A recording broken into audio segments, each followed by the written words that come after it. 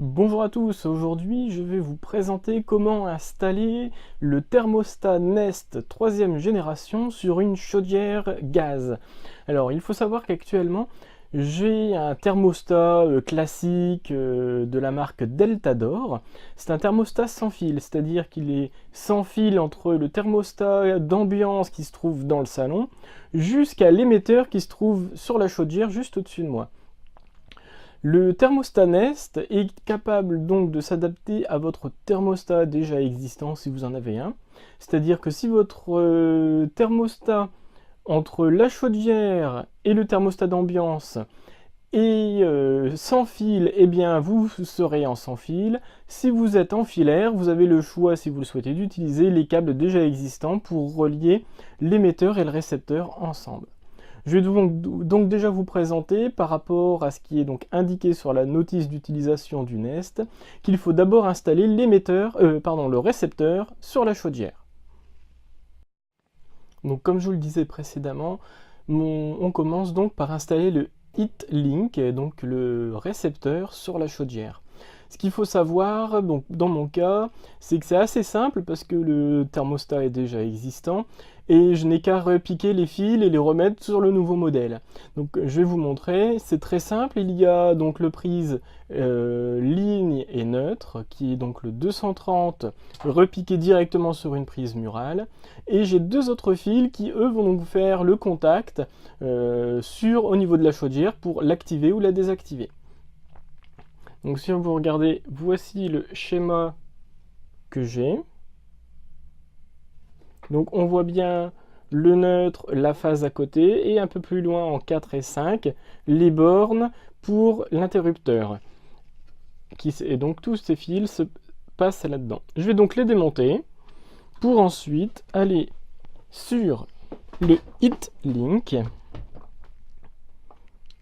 Ici, j'ai donc le neutre, ligne, et je vais utiliser ensuite les bornes 2 et 3 pour l'interrupteur. Le 1 ne sera pas utilisé. Voilà, donc le branchement est fait, je vais vous le montrer. N'oubliez pas évidemment, avant toute manipulation au niveau de l'électricité, de couper l'arrivée électrique, et si vous ne vous sentez vraiment pas capable de le faire, faites appel à un professionnel. Donc, pour revenir sur le HeatLink, voilà, il est branché. J'ai donc mis le neutre, la phase à côté, la borne 1 n'est pas utilisée, et ensuite l'interrupteur en 2 et 3. L'interrupteur donc qui va aller faire le contact sur la chaudière. La partie est terminée, je pourrais remettre le petit capot au-dessus, bien le visser. Je vais ensuite brancher le thermostat Nest, le contrôleur, donc dans le salon pour voir si déjà ça communique bien. Et si tout est bon, bah après je reviendrai ici, puis je verrai pour l'accrocher peut-être au-dessus de la chaudière, comme ça, pour que les ondes passent bien et que ça discute bien entre les deux en sans fil. Voilà, donc j'ai branché mon thermostat Nest, je vais vous le montrer. Il est ici. Je l'ai raccordé en USB directement sur la prise murale ici. Alors, on ne peut pas faire plus simple. Voilà, vous voyez, j'ai branché sur la prise le câble électrique, mis le Nest et hop, ça démarre tout seul, comme un smartphone, il n'y a rien de plus. Ce que j'ai apprécié déjà, c'est la longueur du câble USB qui est quand même relativement long. Donc ils n'ont pas fait les radins et vous donner un truc de 50 cm, le truc qui est super chiant rien que pour poser sur un meuble.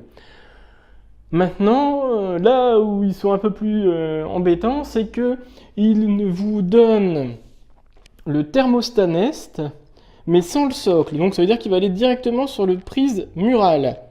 Or, ça, moi, j'ai pas envie. Je voudrais le poser parce que j'ai pas de prise électrique pour dire de l'alimenter facilement. Donc je suis obligé de le mettre sur un meuble et il faut acheter dans ce cas-là un support mais qui coûte 25-30 €, quelque chose comme ça. Je trouve que c'est cher juste pour un bout de plastoc. J'ai la chance moi de posséder une imprimante 3D et j'ai vu que sur Thingiverse on pouvait en imprimer un, donc du coup je vais voir pour l'utiliser. Voilà, j'ai configuré donc le thermostat d'ambiance Nest dans le salon. Tout fonctionne impeccable.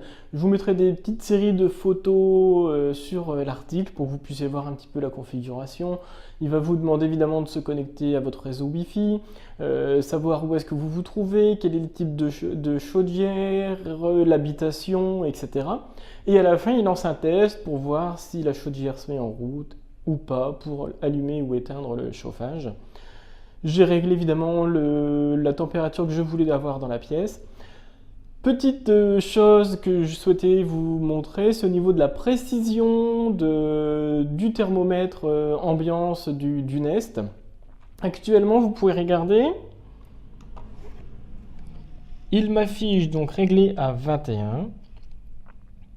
Et la température de la maison, alors je ne sais pas comment on fait, voilà, est de 22,5 dans la maison, avec 60% d'humidité, alors que si vous regardez ici, je ne suis qu'à 20 degrés, 9 intérieur.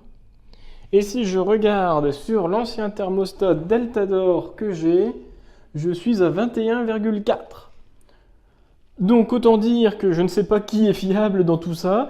Je verrai un peu à la longue ce que ça donne. J'espère tout de même que le Nest à 230 € chez Leroy Merlin et Amazon actuellement, il sera meilleur que mes anciens thermostats. Donc on verra ce que ça donne.